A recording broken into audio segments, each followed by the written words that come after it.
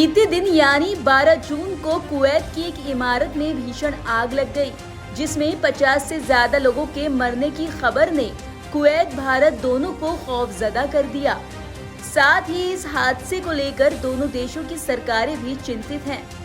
बता दें कि मरने वालों में 40 से ज्यादा भारतीय शामिल हैं। कुवैत सरकार ने इस घटना में लापरवाही को जिम्मेदार ठहराते हुए बिल्डिंग मालिक और अन्य लोगों की गिरफ्तारी के आदेश दिए। सरकार ने इस आग को लालच का नतीजा बताया है। कैसे लगी आग? दक्षिणी कुवैत के मंगाफ में एनबीटीसी ग्रुप ने इस बिल्डिंग को किराए पर लिया था। कंपनी ने अपने यहाँ काम करने वाले मजदूरों का इस बिल्डिंग में रहने का इंतजाम किया।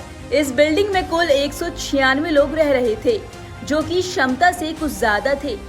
कई रिपोर्ट्स में बताया गया है कि इन मजदूरों को इस बिल्डिंग में रहने के लिए मजबूर किया गया था। ये आग बुधवार यानी बीते दिन सुबह करीब 4 बजे लगी थी। 6 मंजिला इमारत के किचन में आग लगी, जो पूरी बिल्डिंग में फैल गई।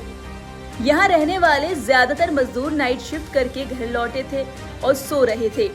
आग लगने की वजह से कई लोगों को संभलने तक का मौका नहीं मिला।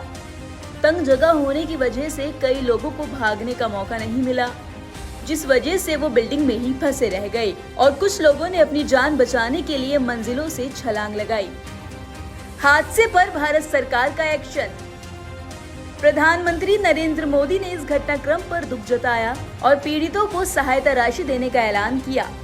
वहीं विदेश मंत्री एस जयशंकर ने बीती रात अपने कुवैती सहयोगी अब्दुल्ला अली अल याहिया से बात की और उनसे भीषण आग में मारे गए लोगों के पार्थिव शरीर को जल्द भारत वापसी के लिए आग्रह किया। साथ ही मामले पर विदेश राज्य मंत्री कीर्तिवर्धन ने क्या कहा, सुनिए। See, we had a meeting last night with the Honorable Prime Minister, and that's the last update we have about this very sad tragedy. And the rest of the situation will be cleared the moment we reach there. What would be the plan of repatriation which we are going for, sir? What would be the plan of action in that? See, the situation is that the victims are mostly burn victims, and some of the bodies have been charred beyond recognition.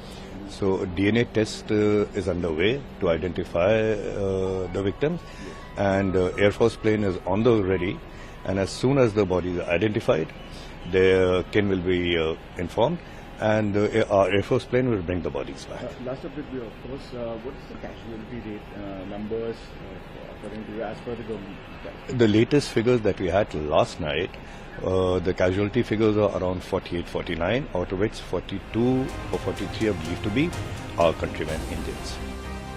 Action में Kuwait सरकार। इस अग्निकांड के बाद Kuwait सरकार पूरी तरह से एक्शन मोड में आ गई है।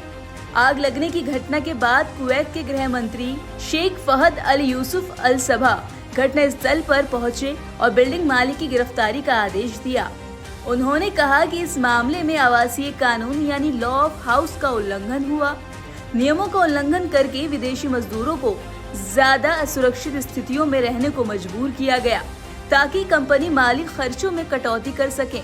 गृह मंत्री ने आगे कहा कि ज्यादातर मौतें दम घुटने की वजह से हुई। वहीं कुवैत के अमीर मिशाल अल अहमद अल जबेर अल सबा ने घटना के जांच के आदेश दे दिए हैं। नवोदय टाइम्स पंजाब केसरी के लिए दिल्ली से मरियम अली की रिपोर्ट।